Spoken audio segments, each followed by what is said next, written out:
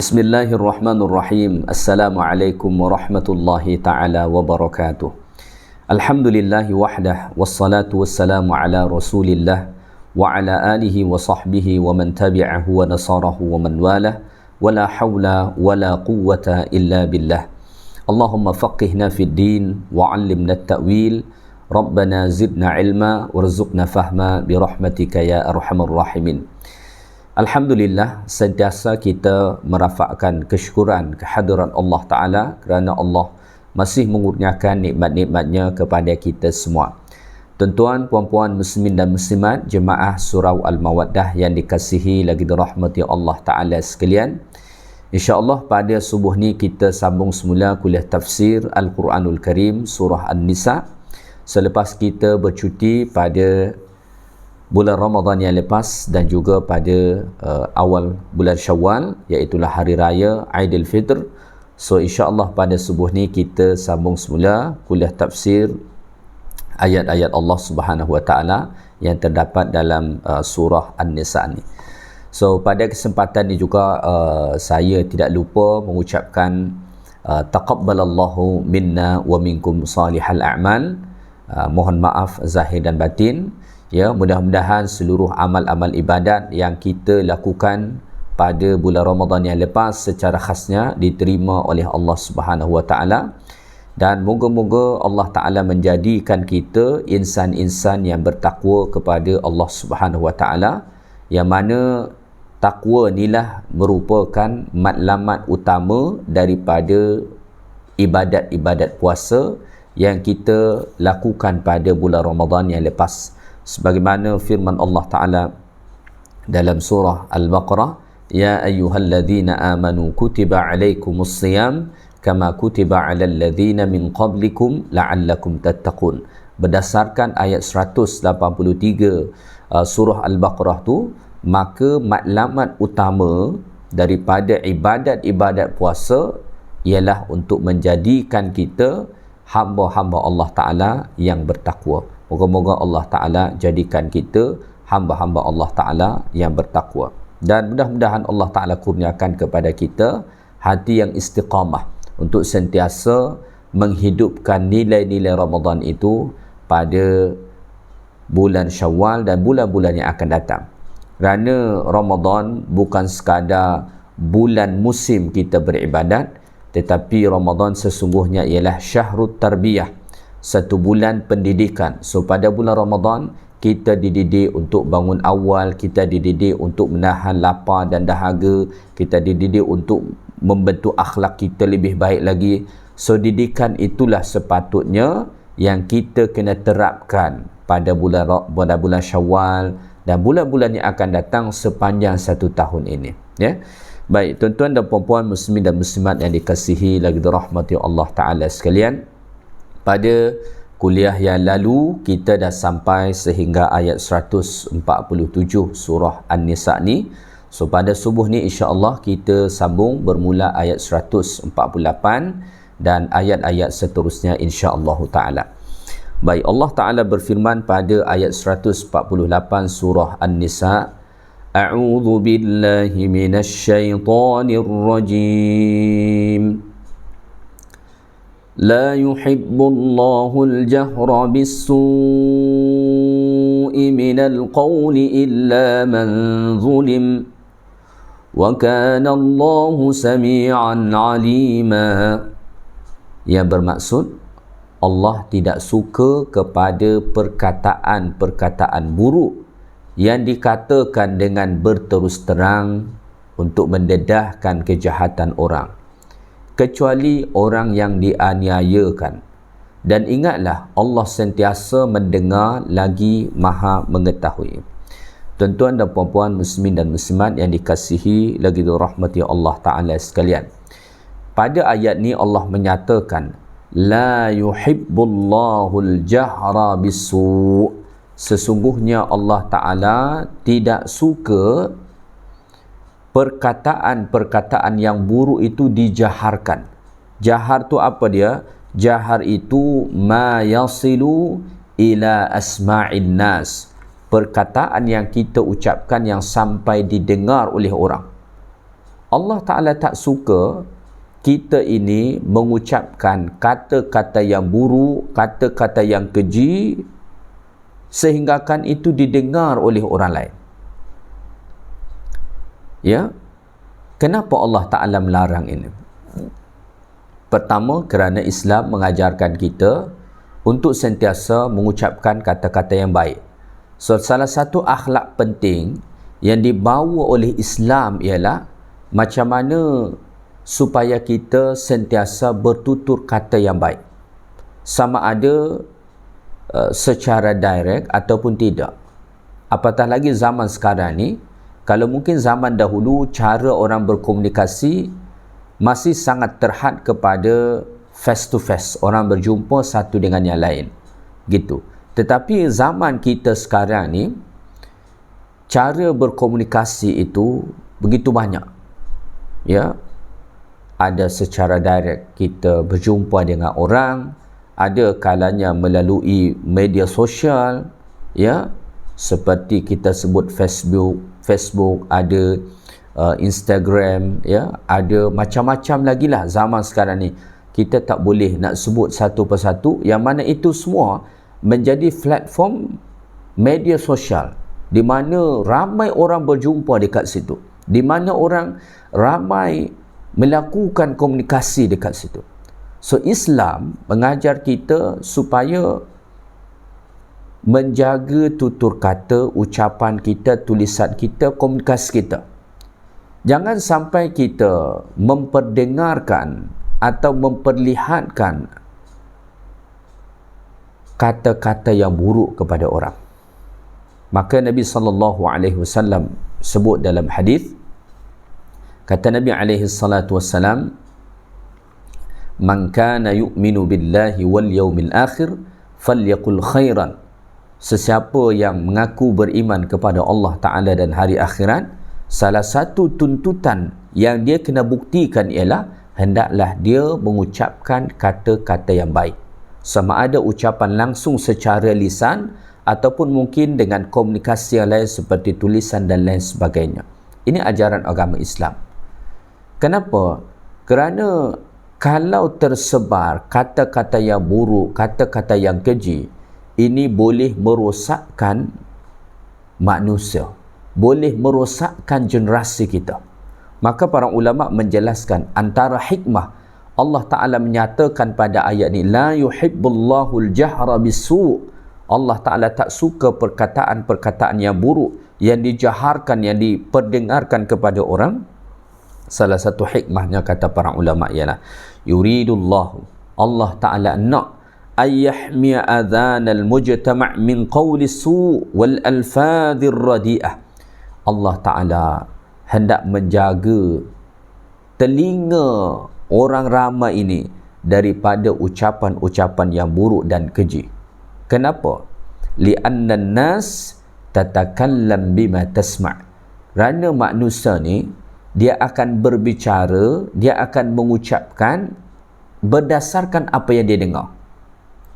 Boleh kita bayangkan, seandainya kita tidak menjaga lisan, ya, kita mengucapkan kata-kata yang keji, kata-kata yang kotor secara jahat, kita boleh bayangkan itu yang didengar oleh anak kita, itu yang didengar oleh generasi kita, itu yang didengar oleh orang lain. Akhirnya apa? Akhirnya kata-kata keji itu yang didengar oleh orang lain, yang didengar oleh generasi yang akan datang, itu pula yang akan mereka sebut. Akhirnya komunikasi, pembicaraan itu akan menjadi buruk dalam kalangan umat manusia. Dia akan menyebar. Maka dikatakan fayantashiru su' kal waba'. Akhirnya kata-kata yang buruk itu akan tersebar seperti mana wabak menyebar. Ya, wabak tu dia berjangkit satu dengan yang lain, kena satu kena yang lain, kena satu kena yang lain. Wabak macam tu. Kita tengok COVID sebelum ni, ya, orang satu family pertama satu kena COVID, lepas tu satu family boleh kena. Kenapa? Wabak. Kata-kata yang buruk ni, kata-kata yang keji ni, kalau diucapkan secara jahar ni, dia macam wabak. Sekarang mungkin seseorang yang mengucapkan, nanti akan ada orang yang mengucapkan, akan ada orang lain yang mengucapkan. Akhirnya perkataan ini dia akan menyebar. Dan hilanglah akhlak, dosa yang akan menyebar. Maka Allah Ta'ala menyatakan pada ayat ni, La yuhibbullahul jahra bisu'. Allah Ta'ala tak suka dengan perkataan-perkataan yang buruk yang diucapkan secara jahat. Bahkan para ulama mengatakan, minal jahri bisu', antara bentuk menjaharkan, mengucapkan perkataan-perkataan yang buruk secara jahar, salah satu contohnya pada zaman sekarang ni ialah seperti orang yang begitu mudah menyebarluaskan, men-share ya, maklumat la ta'rifu anha syai'a, yang dia tidak ketahui tentang perkara itu. Ya, jadi salah satu cara kita untuk tidak mengucapkan kata-kata yang buruk tu bukan sekadar lisan kita tidak mengucapkan tu, tetapi termasuk jangan share kata-kata yang kita nilai buruk. Saya bagi contoh zaman kita sekarang, zaman di mana kita suka men-share tulisan, ya, kita suka share video macam tu. Kalau seandainya kita jumpa tulisan yang menggunakan bahasa-bahasa yang buruk dalam penilaian kita dan berdasarkan agama, maka jangan share. Kenapa? Kerana kalau kita share, kita termasuk orang yang menjaharkan kata-kata yang buruk tu. Gitu juga contohnya kita ada tengok video. Kita tengok video, kemudian kata-kata yang diucapkan dalam video tu kasar, kotor dan lain sebagainya, maka jangan share.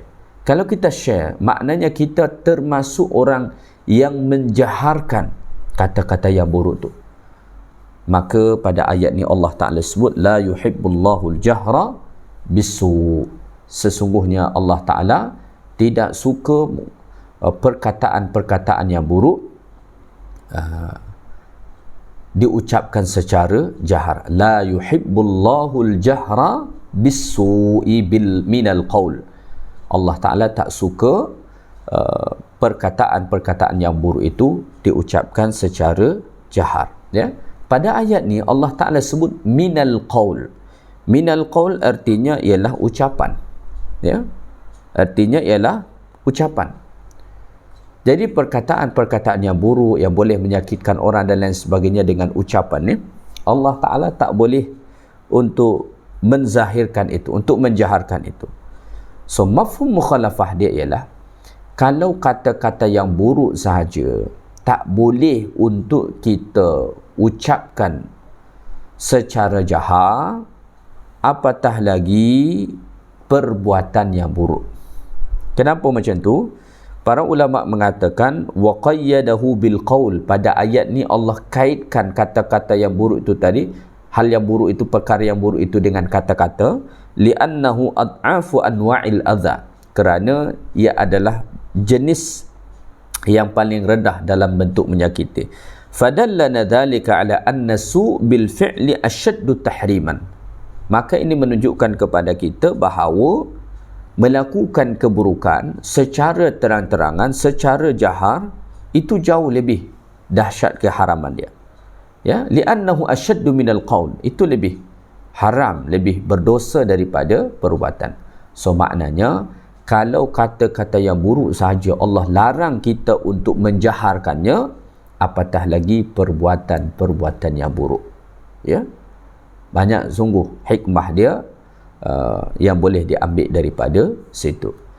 So berdasarkan ayat Allah Ta'ala ni juga, wa yadullu mafhumuha, maka mafhum ayat Allah Ta'ala ni annahu yuhibbu al-hasana minal qaul.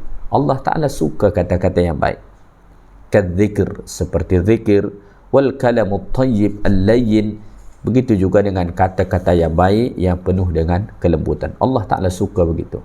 Ya, Pada ayat ini Allah menyatakan Allah Ta'ala tak suka dengan kata-kata yang buruk. Maknanya yang Allah Ta'ala suka ialah kata-kata yang baik, kata-kata yang lembut, seperti zikir, kalimatut tayyibah, nasihat-nasihat dan lain sebagainya. So oleh kerana itu kita perlu untuk bersentiasa berusaha untuk menjaga ucapan kita, tulisan kita, komunikasi kita dengan orang. Jangan sampai ucapan kita itu dinilai buruk. Kalau kita mengucapkan kata-kata yang buruk, menuliskan perkara yang buruk, bukan sekadar orang sahaja tak suka, Allah Ta'ala pun tak suka dengan itu. Ya. Baik, kemudian Allah Ta'ala sebut illa man zulim. Ada yang dikecualikan, kecuali orang yang dizalimi. Seorang yang dizalimi, dia boleh speak up, dia boleh sebutkan itu secara jahat. Ya, orang yang dizalimi boleh. Yang tak boleh tu orang yang tak dizalimi. Kalau orang-orang yang dizalimi boleh. Ya, yajuzu lil mazlum ay yatahaddath an zulmihi wa zalimihi. Seorang yang dizalimi, dia boleh menyebutkan tentang kezaliman dan orang yang menzalimi dia. Boleh untuk dia sebut.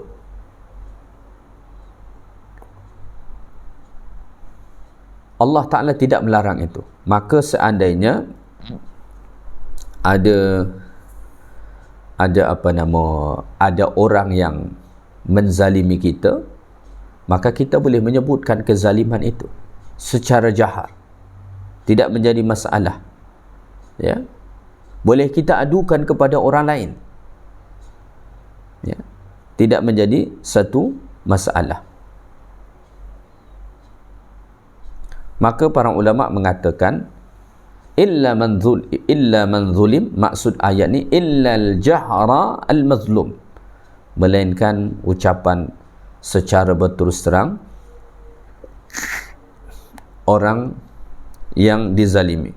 Fa yajuzu lahu min al-jahri, maka dia boleh mengucapkan kezaliman itu secara terang-terangan, ayyada'u ala man zalamahu, seperti dia mendoakan orang yang menzalimi dia. Dia boleh. Wa qila ayyadhkura ma fa'ala bihi min adh-dhulm, ma fu'ila bihi min adh-dhulm, dan boleh juga dia menyebutkan tentang kezaliman yang dilakukan terhadap dia. Wa qila ayyarudda alaihi bimithli mazlamatihi in kan, ataupun yang ketiga, dia boleh membalas kezaliman itu seumpama kezaliman yang dilakukan terhadap dia. Jadi intinya orang-orang yang dizalimi, dia boleh menyebutkan kezaliman yang diperbuat terhadap dia. Ya, dia boleh menyebutkan itu, dia boleh mendoakan itu. Ya. Wa kana Allahu sami'an 'alima, sesungguhnya Allah Ta'ala Maha mendengar lagi Maha mengetahui. Ya, sami'an, Allah Ta'ala Maha mendengar lima tajharuna bihi, terhadap perkataan-perkataan yang mereka ucapkan secara jahar. Aliman, dan Allah Ta'ala Maha mengetahui bima tukhfuna min dhalik, Allah Ta'ala Maha mengetahui apa yang mereka sembunyikan juga. Jadi semua didengar oleh Allah Ta'ala dan semua diketahui oleh Allah Subhanahu wa Ta'ala. Baik, kita teruskan ayat 149. Allah Ta'ala berfirman, in tubdu khairan aw tukhfuhu aw ta'fu an su' fa inna Allah kana 'afuwan qadira. Jika kamu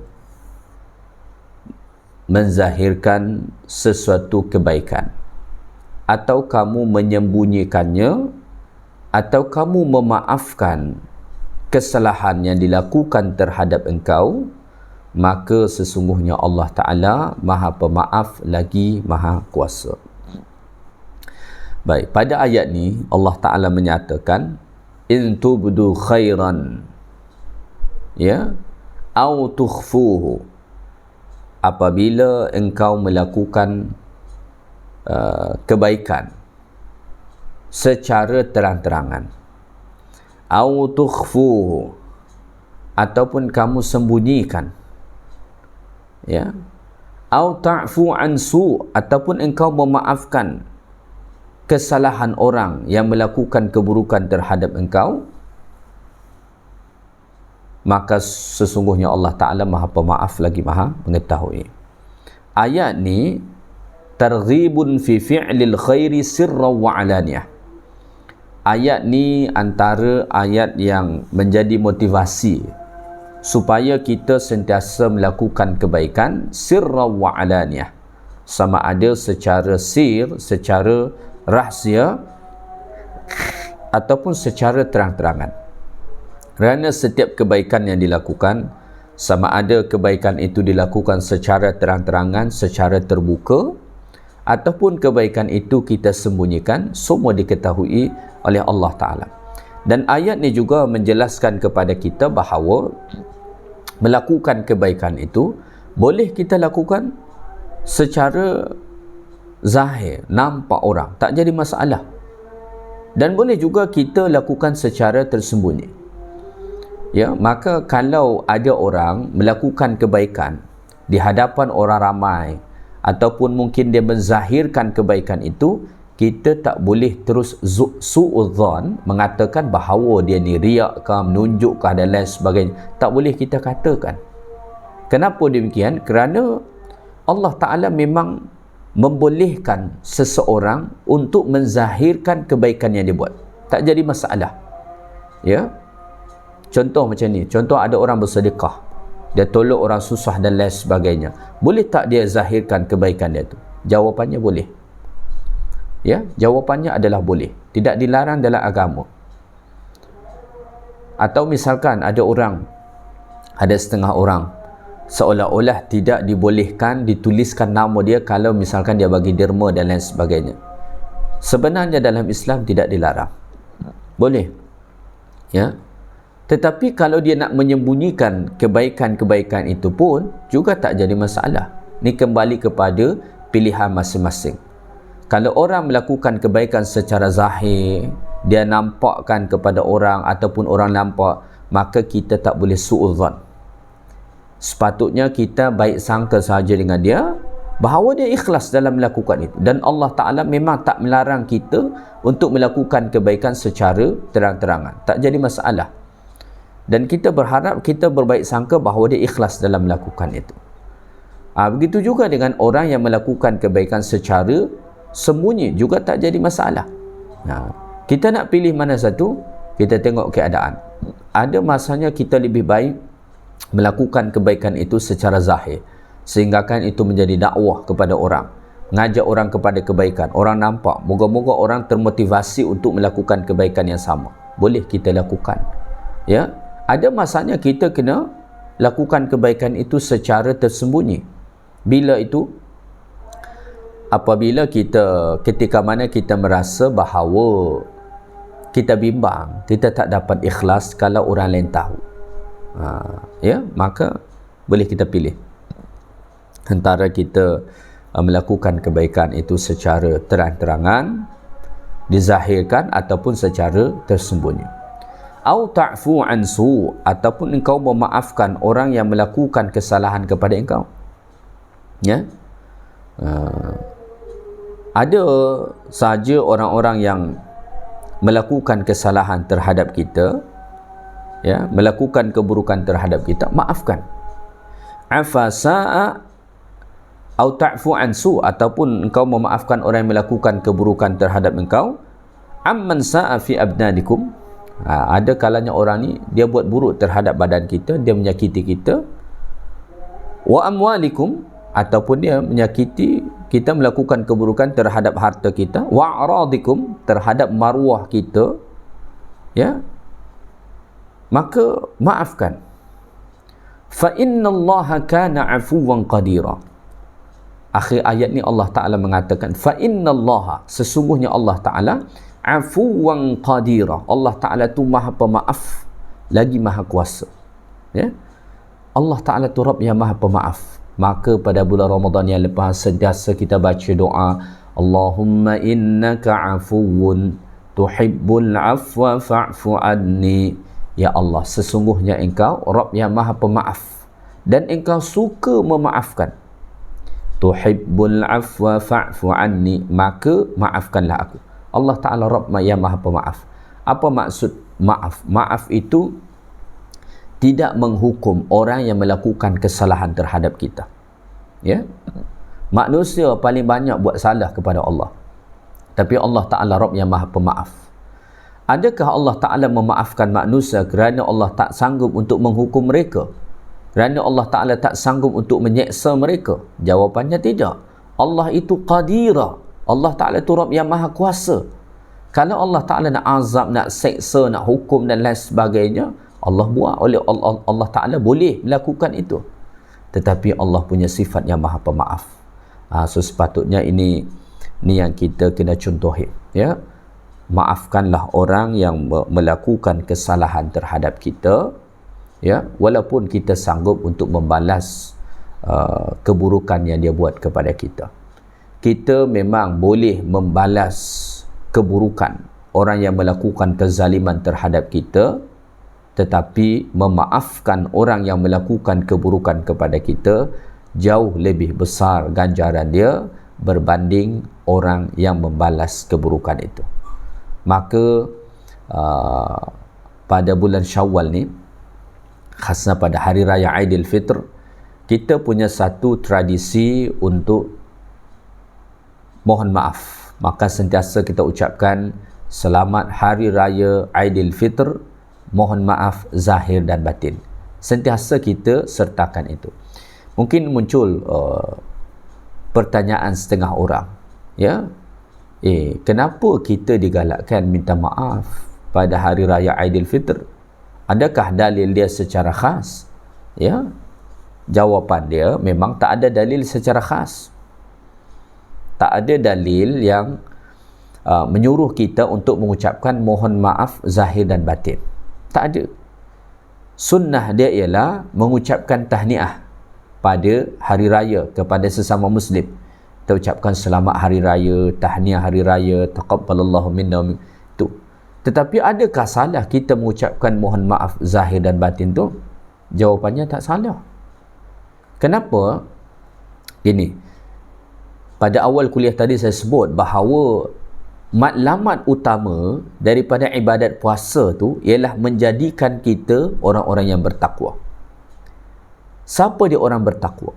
Apa salah satu ciri orang yang bertakwa? Allah Ta'ala sebut dalam surah Ali Imran, alladzina yunfiquna amwalahum fis sarra'i wad-dharra wal kadhimina al-ghayz wal 'afina 'anil nas wallahu yuhibbul muhsinin.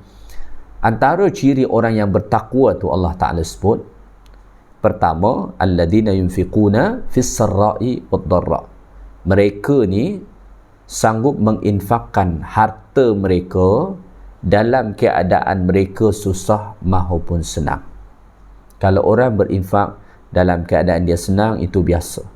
Tetapi kalau seseorang sanggup berinfak dalam keadaan dia masih mungkin susah, itu luar biasa. Itulah bukti bahawa seseorang betul-betul bertakwa. Yang kedua, kata Allah Ta'ala, wal kadhimina al-ghayz. Tanda seseorang itu bertakwa, dia dapat menahan marah dia.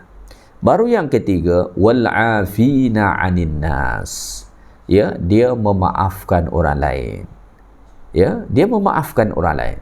Maka pada bulan Syawal kita sentiasa mengucapkan mohon maaf zahir dan batin, maka tidak ada yang salah dengan tradisi itu. Walaupun kita kena ingat bahawa waktu meminta maaf itu tidak dikhaskan pada hari raya saja. Bila-bila masa kita kena banyak-banyak minta maaf. Tetapi tidak kemudian menjadi salah apabila pada hari raya atau pada bulan Syawal ni kita banyak ucapkan mohon maaf zahir dan batin. Ini adalah satu tradisi, satu kebiasaan yang sangat baik. Ya, satu tradisi yang sangat baik. Jangan sampai kita mengatakan, oh itu salah, tak boleh. Boleh saja. Ya, boleh saja. Memang kita tidak ditentukan bila kita kena minta maaf, tetapi kalau kita minta maaf pada bulan Syawal, hari raya, itu bukan kemudian menjadi satu kesalahan, ya. Baik, pada hujung ayat ni Allah mengatakan au ta'fu an su' fa innallaha kana 'afuwan qadira, atau engkau memaafkan orang yang melakukan keburukan kepada engkau, sesungguhnya Allah Ta'ala Maha Pemaaf lagi Maha Kuasa. Ayat ni menunjukkan, kata para ulama, ialah bahawa man afallahu an, ya, man afalillah afallahu an, sesiapa yang memaafkan orang lain kerana Allah, maka Allah Ta'ala akan maafkan dia. Jadi kalau kita ingin kalau kita ingin dimaafkan oleh Allah Ta'ala, ya, maka salah satu perkara yang mesti kita lakukan ialah maafkanlah orang lain. Bahkan tidak memaafkan orang lain itu menjadi salah satu sebab terhalang maaf Allah Ta'ala dengan kita, ya. Ya, saya ulang lagi sekali, dengan kita memaafkan orang lain itu menjadi sebab Allah Ta'ala maafkan kita, ya. Kenapa? Disebut al-jaza'u min jinsil amal, balasan sesuai dengan apa yang kita perbuat. So kalau kita maafkan orang, Allah akan maafkan kita. Dan dengan tidak memaafkan orang lain, tak mahu dia maafkan orang lain, itu dapat menjadi penghambat Allah maafkan dia. Maka disebut dalam hadis Nabi sallallahu alaihi wasallam, misalnya bahawa Allah Ta'ala memaafkan orang pada pada malam nisfu Sya'ban, Allah Ta'ala memaafkan orang, melainkan orang yang bertikai, yang tidak saling memaafkan antara mereka. So mereka terhalang daripada maaf Allah. Kenapa? Dia tak mahu memaafkan orang lain. Maka kalau kita ingin dimaafkan Allah Ta'ala, maka maafkanlah orang lain. Dan ketahuilah bahawa dengan kita memaafkan orang lain ni, tak akan membuat kita menjadi hina. Tidak akan membuat kita menjadi hina. Malah dengan memaafkan orang lain, kita akan mulia. Disebut dalam hadis Nabi sallallahu alaihi wasallam, ma zadallahu 'abdan bi'affin illa 'izzan. Allah Ta'ala tidak menambahkan kepada seorang hamba yang memaafkan melainkan izzan, kemuliaan, kehormatan. Kita dengan memaafkan orang lain akan terhormat, akan mulia dan lain sebagainya, ya. Maka oleh kerana itu, maafkan siapa sahaja yang melakukan kesalahan kepada kita. Al-Quran dalam surah Ali Imran mengatakan wal 'afina 'anil nas, memaafkan manusia. So maknanya semua orang, ya. Maka pada bulan Syawal ataupun pada hari raya Aidilfitr, itu satu tradisi kita saling meminta maaf. Kalau kita minta maaf kepada orang yang hubungan kita baik dengan dia, itu biasa. Kita minta maaf dengan kawan kita, itu biasa. Minta maaf dengan jiran-jiran kita yang ada hubungan baik dengan kita, itu biasa. Tapi yang luar biasa apa dia? Kalau kita pergi minta maaf atau memberi maaf kepada orang yang memang ada sesuatu antara kita dengan dia, ada masalah, ya, ada hubungan yang tak berapa baik antara kita dengan dia. Kalau kita sanggup pergi minta maaf dekat dia atau kita memaafkan dia, itulah luar biasa. Orang kadang-kadang pada hari raya Aidilfitr ni dia minta maaf, hantar saja kepada semua orang. Orang lain pun dia tak baca mana sangat, ya. So memaafkan itu bukan sekadar ucapan, tetapi mesti mesti ada ketulusan daripada hati. Memang kita betul-betul memaafkan, tidak menghukum, tidak menghakimi lagi terhadap kesalahan yang dilakukan. Itulah makna maaf. Ada orang mengatakan, kalau saya ni kalau takat maaf, saya maafkan, tapi yang ni memang kita tetap ni lah, dia kata. So itu artinya belum dimaafkan lagi. Kalau kita betul-betul memaafkan, kita tidak memberikan apa-apa sanksi dengan dia lagi. Itulah makna maaf. Kita tidak memberikan apa-apa sanksi dengan dia lagi. Maka kalau ada orang mengatakan, saya kalau setakat memaafkan ni, saya mudah je maafkan. Tapi yang ni saya tak boleh lupa lah, apa macam-macam sebut. So itu artinya belum lagi maaf. Maka maaf itu bukan pada lisan, tetapi bagaimana hati kita ni betul-betul memberi maaf, menghilangkan semua sanksi, kebencian, kemarahan daripada hati kita terhadap orang yang melakukan kesalahan terhadap kita, ya. Baik, pada hujung ayat ni Allah Ta'ala sebut fa innallaha kana afuwan qadira. Ini menjadi illat, sebab kenapa kita mesti meminta maaf. So oleh kerana itu, kata para ulama, fi hadhil ayah irsyadun ila tafaqquhi fi ma'ani asma'illah wa sifatih. Hujung ayat 149 ni mengajarkan kepada kita betapa penting kita untuk memahami nama-nama dan sifat-sifat Allah Ta'ala. Antara sifat atau nama Allah Ta'ala tu afuwan qadira. Kita perlu untuk memahami nama Asmaul Husna, ya. Walihada yu'allilul ahkama bil asma'il husna. Pada ayat ni Allah Ta'ala menjadikan illat untuk memaafkan itu, ya, menjadikan sebab kita diperintahkan untuk memaafkan itu dengan Asmaul Husna, ya. Seolah-olah Allah Ta'ala berkata macam ni, berilah maaf, ya, berilah maaf kepada orang yang melakukan keburukan kepada engkau, kerana sebab Allah Ta'ala pun Maha Pemaaf lagi Maha Kuasa. So kalau Allah Ta'ala sahaja Maha Pemaaf, kenapa kita tak mahu memaafkan? Baik, tuan-tuan dan puan-puan muslimin dan muslimat yang dikasihi lagi dirahmati Allah Ta'ala sekalian, saya ingat subuh ni kita tangguhkan kuliah kita sampai ayat 149 saja surah An-Nisa. Moga-moga ayat Allah Ta'ala ni memberikan pengajaran penting bagi hidup kita dan dapat pula kita amalkan, insya-Allah. Yang baik daripada Allah Ta'ala, segala yang kurang daripada saya, subhanakallahumma bihamdik, asyhadu an la ilaha illa anta, astaghfiruka wa atubu ilaik. Wa sallallahu wa sallama ala nabiyyina Muhammad walhamdulillahi rabbil alamin. Assalamualaikum warahmatullahi taala wabarakatuh.